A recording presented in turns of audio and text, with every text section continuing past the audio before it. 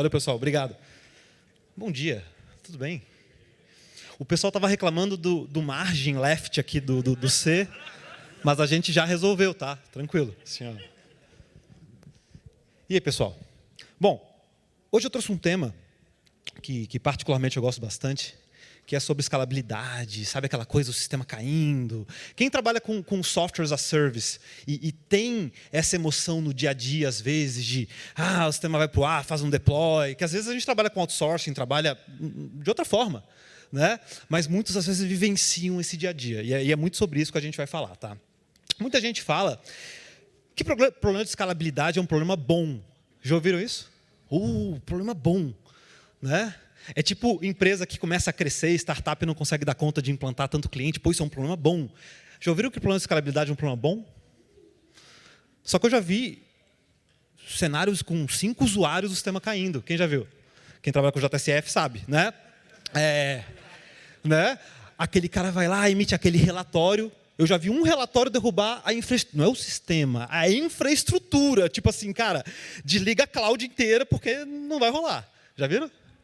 Né? Então, essa palestra ela vem a falar um pouco sobre isso. A ideia é que a gente fale bastante sobre, poxa, que técnicas a gente tem, que caminhos a gente tem para evitar que isso aconteça. Principalmente, sabe aquele amadurecimento muito prematuro, aquele over-engineering. O cara acabou de abrir startup e já começa, não, eu tenho um load balancer com 5 servidores, faço charge no banco.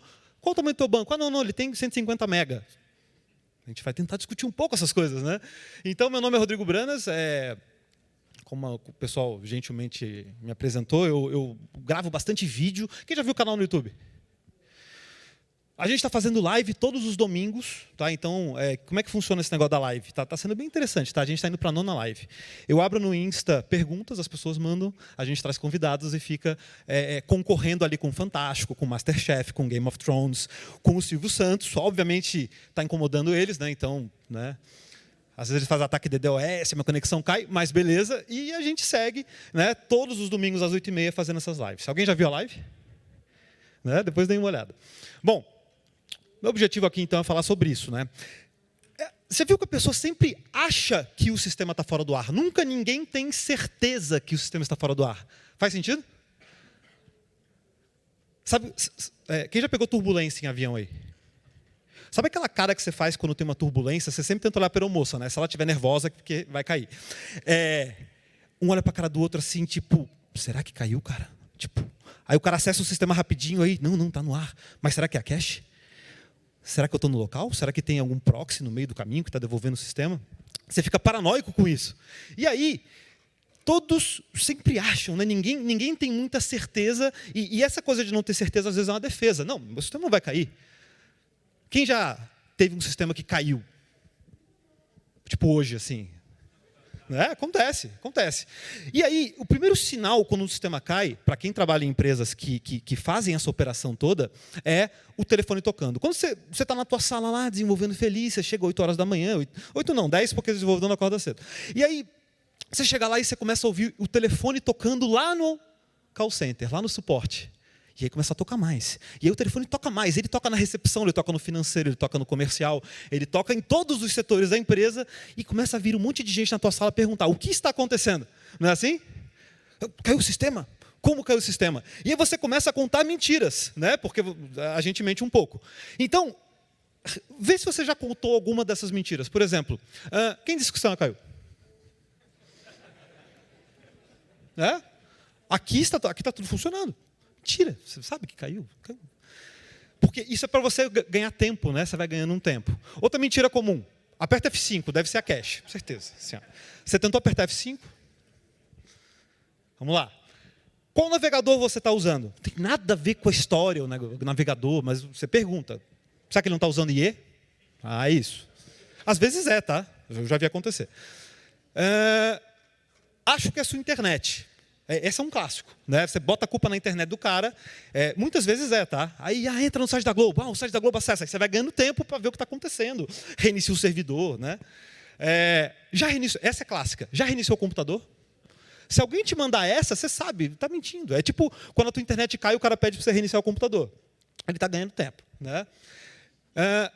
Quando aperta mesmo, você já não consegue mais esconder, você fala, não, realmente foi uma manutençãozinha rápida, alguém fez um deploy não autorizado, e 5 minutos a gente está de volta. Esses dias eu falei essa, não, isso foi um deploy que alguém fez ali, né, o estagiário acabou apertando o botão lá no Jenkins, e já vai voltar, é tranquilo. Aí você tenta descobrir o que está acontecendo.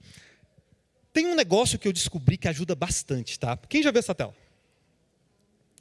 O que essa tela quer dizer?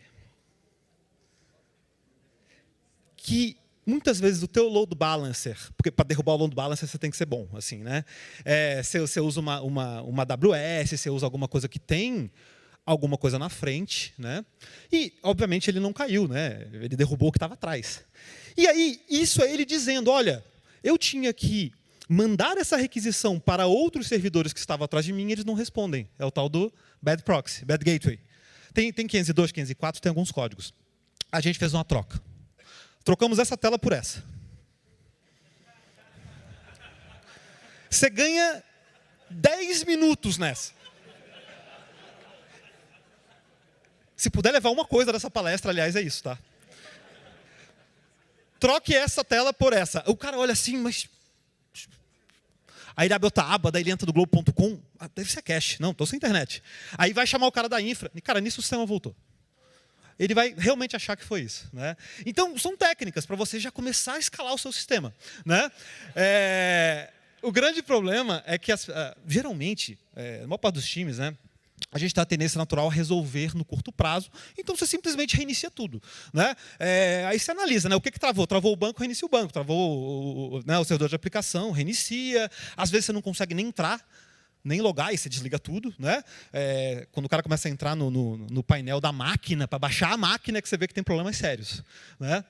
E aí você reinicia tudo, só que é questão de tempo apenas para cair novamente. Eu já vi empresas que tinham funcionários dedicados só a reiniciar servidor. Quem já viu isso? Faz um certo tempo.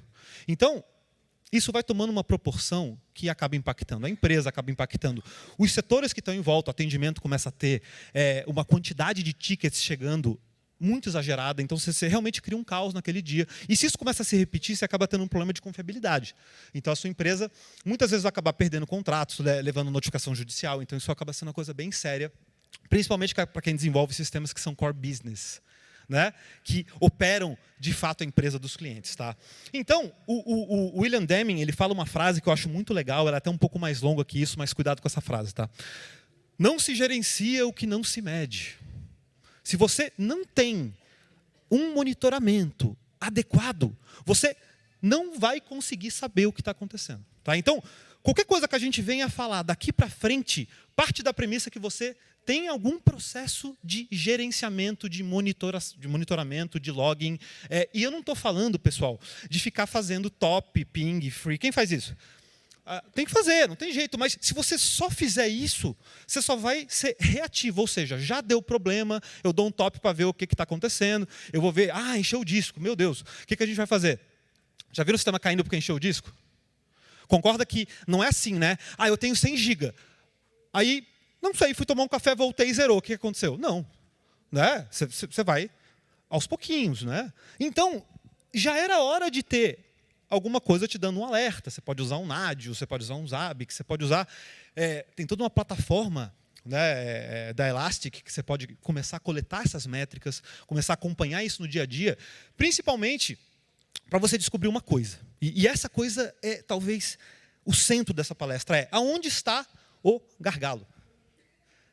Já viu que todo mundo sempre tem uma opinião sobre isso, né? Não é assim? Eu acho que você tem que fazer um balanceamento de carga. Não é assim? Eu acho que você tem que fazer a replicação no banco. Eu acho que você tem que subir uns 20 servidores de aplicação porque vai resolver o problema. Eu acho que você tem que fazer particionamento de tabela. Eu acho que você tem que botar mais disco. Eu acho que, na verdade, você tem que trocar por SSD. Todo mundo sempre acha alguma coisa. Só que, assim, sem dados, você é apenas mais uma pessoa com uma opinião. Tudo bem? Sem dados, você é apenas mais uma pessoa com uma opinião. Vamos comprar mais máquina. Não sei. O que está acontecendo? Onde está o gargalo? O que está impedindo que o sistema flua suavemente? Né? Porque picos sempre vão acontecer. Tá?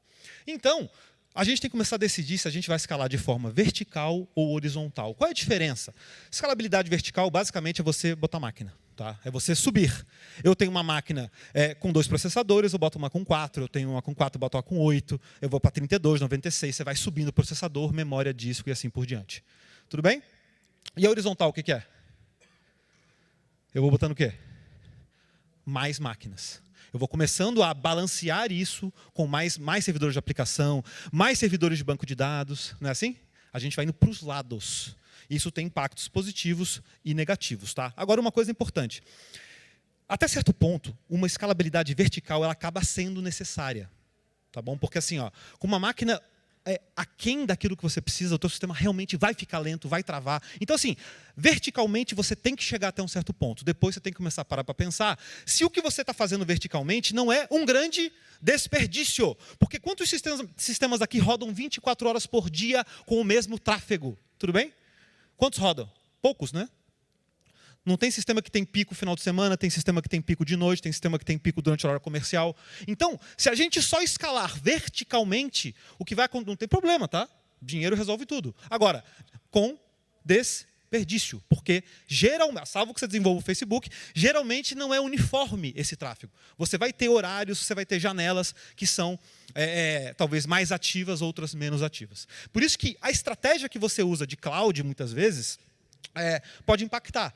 Você tem que entender se no teu cenário é melhor você ter, né, um infrastructure as a service, ou seja, estou considerando que você está indo para a cloud, tá? Você tem máquina alocada, tudo bem. Aí você bota uma máquina gigante e resolve o problema.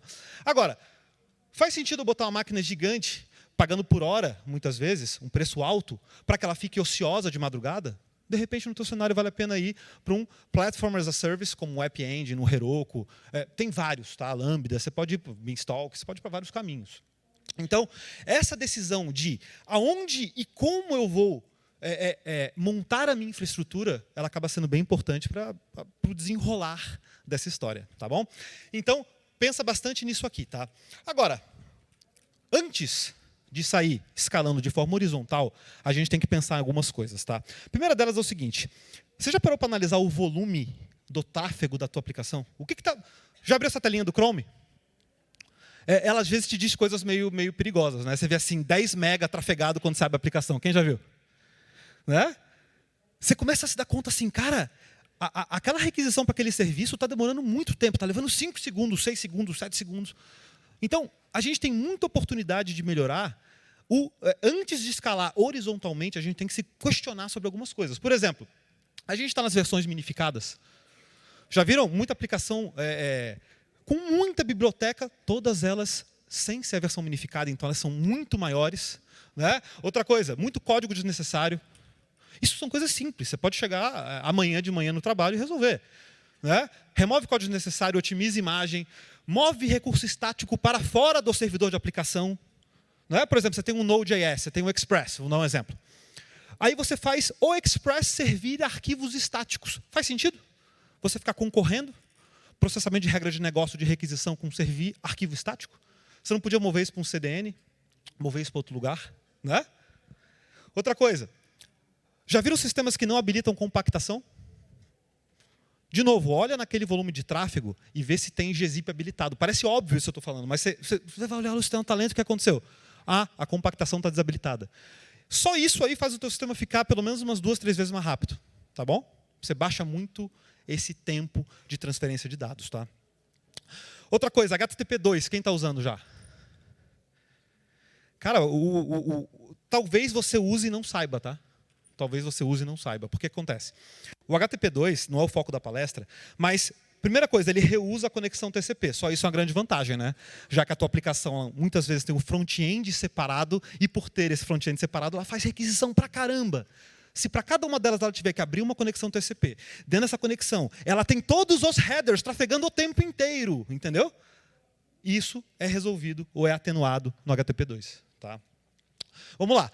A gente também tem que ter um relacionamento mais maduro e saudável e feliz. É tipo casal, né? Com a tua API. Você não pode, assim, eu quero renderizar uma tela só com um título ou só com o nome da pessoa.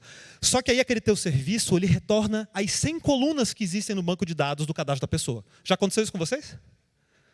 Então, ao invés de você voltar 10 KB de dados, você volta 2 MB de dados.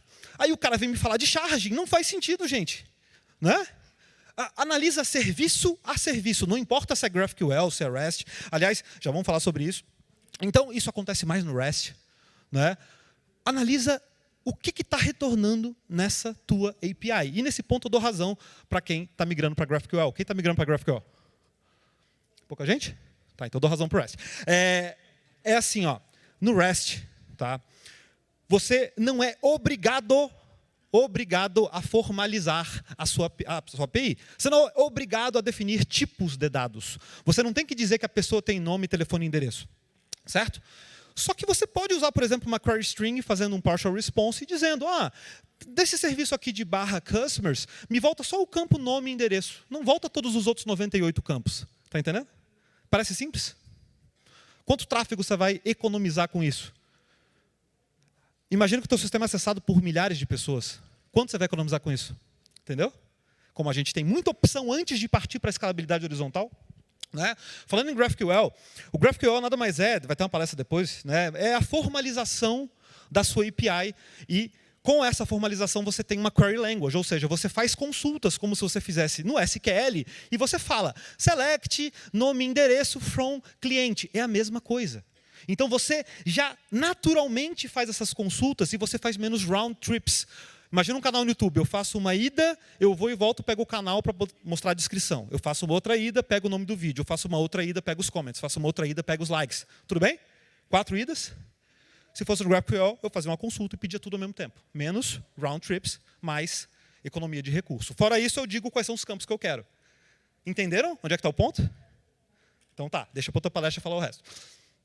Outra coisa, lembra que eu falei que a tua infraestrutura ela fica ociosa boa parte do tempo? Você já mediu isso? Que horas que é ocioso? O que você faz nesse horário ocioso? Duas coisas. Coloca em fila processos pesados, não gera aquele relatório. Sabe aquele relatório pesado que trava o sistema? Quem já viu isso? Aquele relatório que trava o sistema, assim, acaba com o sistema. Relatório é feito para acabar com o sistema, é de sacanagem.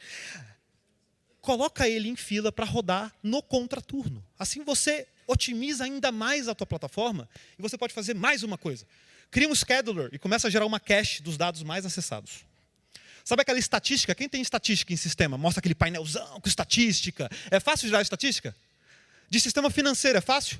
Percorrer todas as faturas, vendo quem é adimplente, inadimplente, fazendo cálculo. Você tem que passar em 1 milhão de faturas para dar uma métrica. Quanto é que falta receber nesse mês? Quanto é que eu já recebi esse mês? Quanto tempo leva? Tem cliente que leva 30 minutos. Você vai fazendo banco de produção em horário de pico? O que vai acontecer com o teu sistema? Agenda, manda gerar de madrugada, gera cache, essa cache vale pelo dia inteiro. Mas eu quero o dado atualizado. Problema teu. Vai receber o dado do dia anterior. Tudo bem? É inviável, tecnicamente. É viável, eu vou falar depois que é viável. Tá bom? Então, vamos seguindo. Banco de dados. O banco de dados talvez seja... e eu não estou falando de SQL ou NoSQL, tanto faz. Tá? Banco de dados talvez seja uma das grandes fontes de abusos. Porque o papel do DBA ele vem acabando, não vem? Ele vem reduzindo cada vez mais. Quantos times tem DBA aqui? Isso é um retrato disso. Olhem para trás, quantos times tem DBA? Tem tipo 5 mãos levantadas. Mas o DBA é tipo aquele guardião do banco, é o cara chato, não é? Não é o cara chato? DBA é sempre aquele cara chato. Mas ele tem que ser chato, porque começa a ter umas queries, cara, que vem. Sabe aquela query que leva, tipo, 1 minuto para rodar? Quem já viu query de 1 minuto? É um absurdo, assim. Você não pode fazer uma query que leva 1 minuto, em horário de pico no banco de produção. Então, se você fizer, eu vou fazer um charge. Não, cara, tira a query de 1 minuto que você resolve o problema. Ou então o cara usa aquela paginação em memória. Volta 35 mil registros para mostrar 10. Cara, faz a paginação assíncrona. Tudo bem, DOM não eu não estou pintando, né? Mas não tem problema. Não é o browser que eu quero otimizar a infraestrutura. Então, reduz complexidade de query. Quem usa ORM aí? Mapeamento objeto relacional. Cuidado, que esse negócio faz um estrago na tua base, dependendo do contexto. Com muita chave composta, muito alinhamento de tabela. Se você tem uma relação complexa com o teu banco, isso vai te exigir muito mais cuidado. Pode usar o ORM? Pode, mas você vai ter que tomar muito mais cuidado e vai ter que conhecer muito mais a biblioteca que você está usando. Tá? Índices. Aquela query lenta, você vai lá, bota um índice e o negócio voa. Índice é tipo aquele caderninho telefônico da nossa avó. O que tinha no caderno telefônico da nossa avó? Do ladinho, aquelas abinhas. O que tinha ali? letras. Por quê? Porque eu fiz um particionamento de um conjunto desse tamanho em 27 pedaços. A, B, C, D, E, F. Ah, eu não tenho muitos amigos. Tudo bem. A, B, C, C, D, E, D, E, F. Aí você pode, de repente, fazer de 3 em 3. Para que serve isso? Para eu acessar um dado com muito mais velocidade. Agora, você vai fazer uma query, fazer text search em cada uma delas, vai levar tempo. Não é replicação que vai te ajudar. Não é encher de máquina que vai te ajudar, vai seguir lento. Otimiza o modelo de dados. Às vezes a gente tem que fazer muito join desnecessário, muita ligação de tabela desnecessária, que às vezes uma otimização do modelo ajuda. Aí vem o papel do DBA. Outra coisa, tem muito banco de dados que consegue rodar em memória. Memória não está mais tão caro. Você pode subir isso para a memória. Não é? Um Postgre, por exemplo, roda bem em memória. Eu vou mostrar depois, o Stack Overflow roda boa parte do seu banco em memória. Entendeu? Isso aí já vai te reduzir para caramba I/O com disco. Tá? Você tem uma tabela gigante. Quem tem tabela com tipo mais de, 100 milhões de registros? Concorda que uma tabela muito grande começa a ficar lenta? Ainda que tenha índices, você pode fazer um negócio chamado particionamento de tabela. O que isso aí faz? Desta característica para cá vai para uma tabela, desta para lá vai para outra tabela. Tem banco que suporta isso nativamente. Tá? Bom, mas banco não é nosso objetivo aqui, mas já viu aquela coisa que o pessoal fala? Banco... Teve as duas coisas, né? Os DBAs que puxaram tudo para o banco, fazer store procedure, trigger. Quem odeia trigger? Eu vou fazer a camiseta, eu odeio trigger. Mas, gente, você tem que odiar trigger para fazer regra de negócio. Eu não concordo em fazer store procedure. Quem já trabalhou em empresa que tinha store procedure pra caramba? Provavelmente não deve trabalhar mais, né? Porque você se enche daquilo ali. É difícil, não é uma linguagem fácil de usar. No entanto, pessoal, não podemos ser radicais e dizer o seguinte: esquece banco. O banco é para guardar dados. Espera aí. De novo, eu tenho 1 milhão de faturas, eu quero apurar os saldos. Eu vou puxar 1 milhão de faturas para a memória para apurar o saldo no servidor de aplicação ou vou fazer uma view? Pensa, cara. Quanto dado você vai ter que trafegar entre o banco e a aplicação? Faz a view. Entendeu onde é que eu quero chegar? Pensa um pouquinho, não adianta puxar tudo para a memória. Você vai criar um problema maior ainda. Você vai criar um problema tanto para o banco quanto para a aplicação. Agora, escalar horizontalmente envolve muito mais esforço. Tá? Vamos começar a discutir isso. É óbvio que toda aplicação tem que ter o banco de dados separado? Não. De repente, você quer economizar, você tem uma instância na Amazon, e você começa a se perguntar, eu tenho que ter 2 servidores, um para o banco e um para a aplicação? De repente, se a tua empresa é pequena, você está começando a escalar, você está começando a empreender, vai ser mais otimizado em termos financeiros e até em termos práticos mesmo, colocar as duas na mesma máquina. Vai sentindo. O primeiro passo de escalabilidade horizontal que você pode dar é separa o banco da aplicação. Bota em 2 máquinas com 2 responsabilidades diferentes. O segundo é balancear a carga. Então eu coloco um load balancer no início. Né? Eu sempre tenho que ter load balancer? Depende, você tem dinheiro. É simples. Você tem, faz. Você não tem, segura. Né? Bota o load balancer na frente, começa a balancear essa carga. Então você tem mais de um servidor de aplicação, correto? Aí você tem algoritmos para isso. Chegou uma requisição, passa para um. Chegou uma requisição, passa para outro. Chegou uma requisição, passa para outro. Ambos acessam o mesmo banco. Quem faz isso? Quem não sabe se faz. Né? Então, essa é uma estratégia clássica, porque muitas vezes você tem, sim, processos pesados rodando algoritmos pesados e não adianta ter um só. Então, vai também muito da característica da tua aplicação. Tá? Agora, muitas vezes, tem aplicações que têm autenticação, por exemplo, baseada em cookie com um estado de sessão mantido em memória. Quem usa, por exemplo, às vezes, algumas tecnologias um pouco mais antigas costumam fazer isso. Principalmente as que não separam o front-end do back-end. Tá? Então, você tem que tomar um pouco mais de cuidado.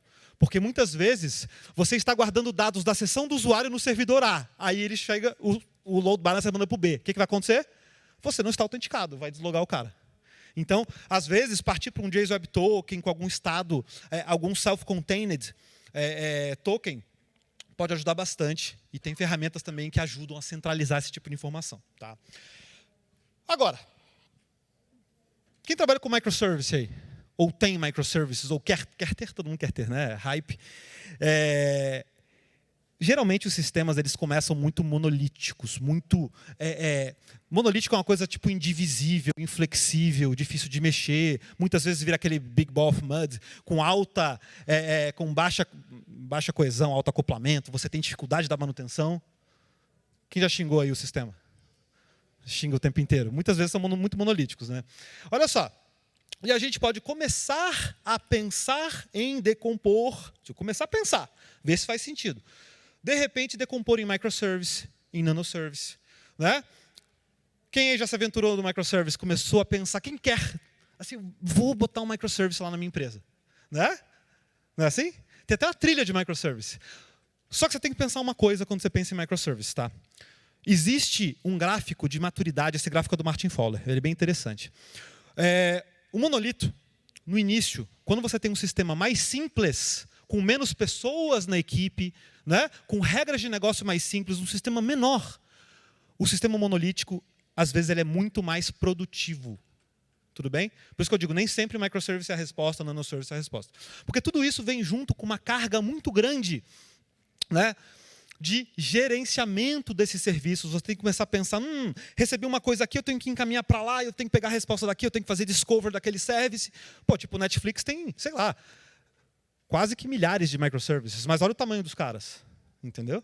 Às vezes você tem uma equipe com 2 pessoas e você tem, sei lá, 48 microservices, com tecnologias diferentes às vezes, né? Então, a gente pode começar a ter problemas nas duas frentes, tá? Tanto na gestão desses microserviços, desses nanoserviços, pior ainda, tá?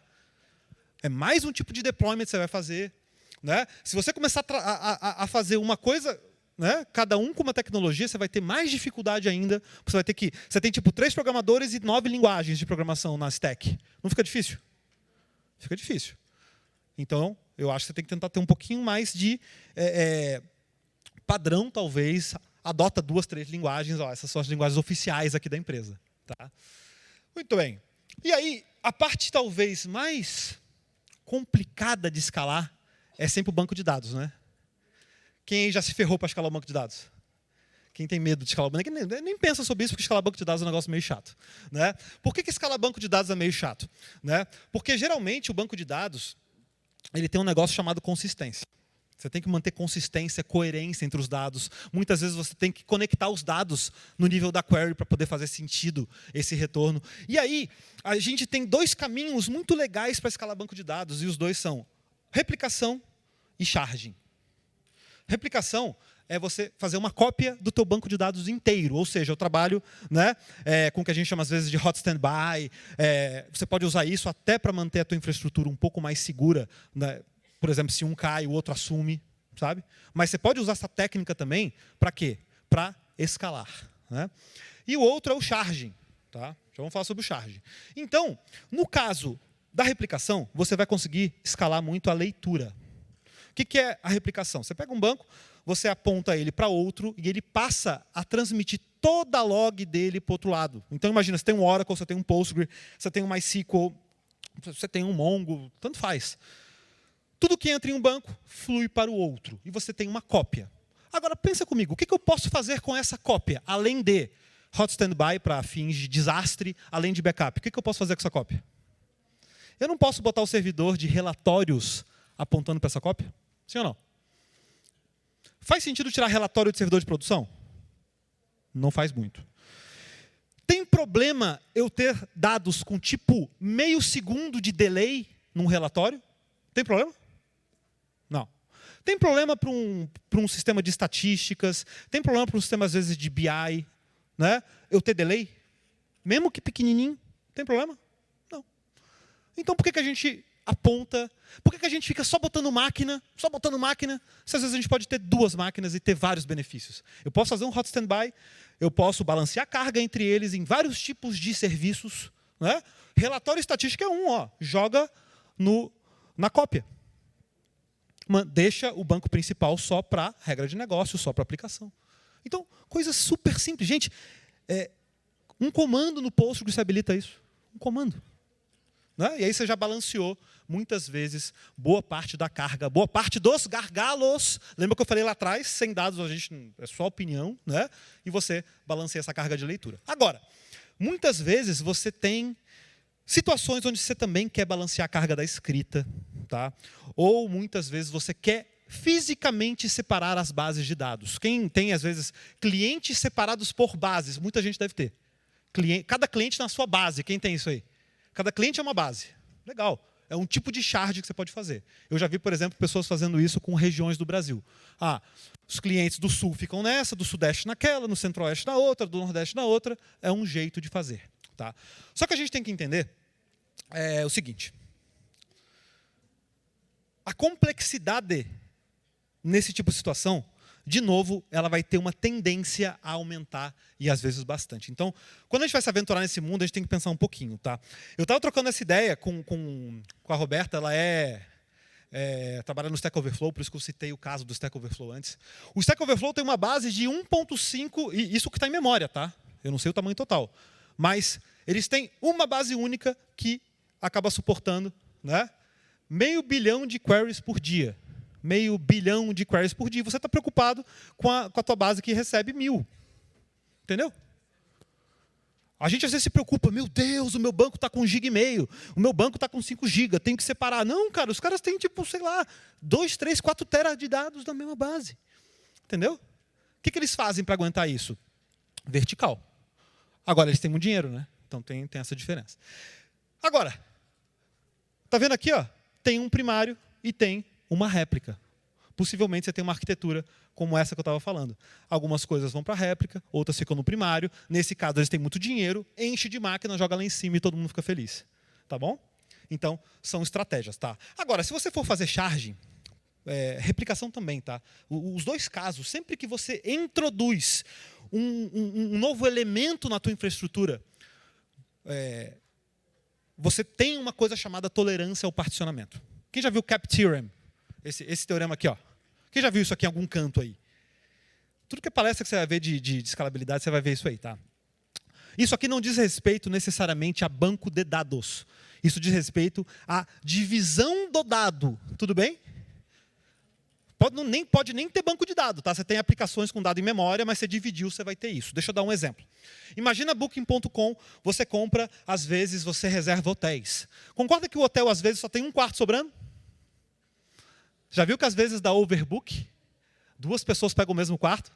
Né? Passagem aérea não acontece também? Às vezes são estratégias de venda, tá? Mas vamos considerar que são problemas de infraestrutura. Quando a gente fala em AC, a gente fala em availability, aqui, ó, e consistency, essas duas linhas aqui, ó, o CA. O CA é o que a gente tem naturalmente. Consistência não tem nada a ver com transação, não, tá? Consistência é assim, ó, eu coloquei o dado, eu tiro o dado. Tudo bem? Eu fiz um insert, se eu fizer um select, eu pego o dado de volta. Não há o risco dele não existir, tudo bem? Coloquei, tirei, ele está lá. E disponibilidade, availability, tem a ver com eu ter o sistema disponível. Né? Não acontecer de eu tentar acessar ele está fora. Então, essa é a situação normal. Eu tenho um banco de dados normal, eu subi ele, né? E ele está lá bonitinho, ele tem consistência, ele tem disponibilidade. Agora, se eu tenho 2, imagina que seja uma réplica. Separei um aqui e um lá. Aí eu começo a ter um probleminha, que é o seguinte. Vamos lá para o AP. Eu tenho foco, eu só posso ter 2 dos 3, tá, pessoal? O CAP Theorem foi idealizado pelo Eric Brewer em 2000 e foi provado matematicamente em 2002. Então, assim, o que eu estou falando realmente foi provado. Tá? Se você focar em disponibilidade e particionamento, o que você perde? Perde o quê? Consistência. Deixa eu dar um exemplo. Imagina que eu tenha um comprador na Índia e outro no Brasil. Ambos estão tentando comprar o mesmo quarto de hotel. Tudo bem? Aí eu fiz um sistema que eu separei os dois, porque fica muito difícil ter um sistema centralizado. Então, ambos têm cópias dos dados do hotel. Ok? E aí tem um hotel e tem um quarto. Ambos têm apenas um quarto disponível no seu banco. De repente, cai a conexão entre os nodos e eles não conseguem mais saber informações um do outro. Tudo bem? O cara na Índia comprou o quarto, o cara no Brasil comprou o quarto. 2 cenários podem acontecer, você me diz o que você quer. Você quer garantir que ele não perca a venda, um cenário, tudo bem? Eu quero garantir que ele não perca a venda. Caiu. Problema do atendente depois para resolver quem vai botar em que quarto. Se você quer isso, você tem AP, ou seja, você tem disponibilidade e você tem particionamento. Se você disser assim, ó, isso não pode acontecer em hipótese alguma. Se já tiver reservado lá, tem que validar. Se não, não faz a venda. Tudo bem? Não faz a venda? Se não faz a venda, você tem consistência. O que você perde com isso? Disponibilidade. Então você Tem bancos que fazem escalabilidade horizontal com two-phase commit. Só comita se comitar nos outros. É tipo isso. Tá bom? Então, pensa, quando você olhar para esses círculos aqui, pensa nisso. Tá? Quando eu introduzo particionamento, eu tenho dois caminhos. O da consistência, que é todo mundo está igual obrigatoriamente, e o outro é eventualmente consistente. Olha, pode ser que dê tudo certo, pode ser que não dê, mas eu não vou parar o meu sistema por causa disso. Tudo bem? Show de bola. Então, é isso aí.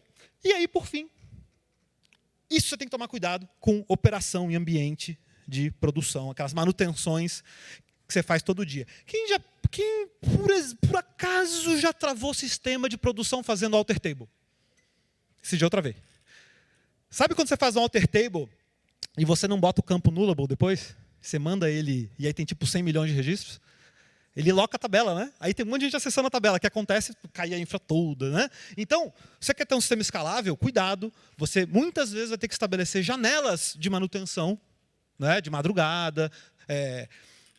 Sistemas que são 24 horas têm um problema ainda maior, né? Vão ter muito mais trabalho para fazer esse tipo de manutenção. Tá? Mas muitas vezes é possível que a gente aloque uma janela na hora do almoço, de repente no fim da tarde, de madrugada, deixe alguma coisa agendada. Tá bom? Cuidado com o alter table em produção. Tá? E, para fechar, né? Deixa eu falar uma coisa muito séria para você. Linguagem de programação, framework, biblioteca. É porque o PHP é lento, só estou dando um exemplo. Porque o JavaScript é lento. Cara, quem falar isso para você, você ignore. Linguagem de programação, framework, biblioteca não tem absoluto e rigorosamente nada a ver com velocidade em termos de escalar, de escalabilidade. Ela pode ser mais rápida para executar um algoritmo, por isso que muita gente às vezes usa C, usa alguma linguagem, né, que tem mais eficiência em relação ao CPU. Agora, em termos de escalabilidade, o que manda é a forma como você desenha a sua infraestrutura, e não aquilo que você usa. Você pode usar a linguagem mais rápida, entre aspas, né, do mundo, mas se você modelar a sua infraestrutura de uma forma não coerente com o objetivo da aplicação, você vai ter problemas do mesmo jeito. Tá? Tudo bem, pessoal? Faz sentido? Né? O que importa é a forma como você escala e não a linguagem que você utiliza. Tá? Muito bem, vou ficando por aqui. Né? Não deixe de dar uma olhada no JavaScript Masterclass Online, lá no site da AgileCode. Esse curso é bem legal. Eu lancei em janeiro e a gente fala tudo sobre JavaScript. Tem um cupom de desconto especial para o TDC, então é só colocar lá TDC 2019. Aí estão algumas das redes sociais, no Insta. Participem da live no canal, está bem legal aos domingos. Tá? A gente discute esses e outros assuntos também. Vou ficando por aqui, agradeço bastante a presença de todos vocês. Obrigado.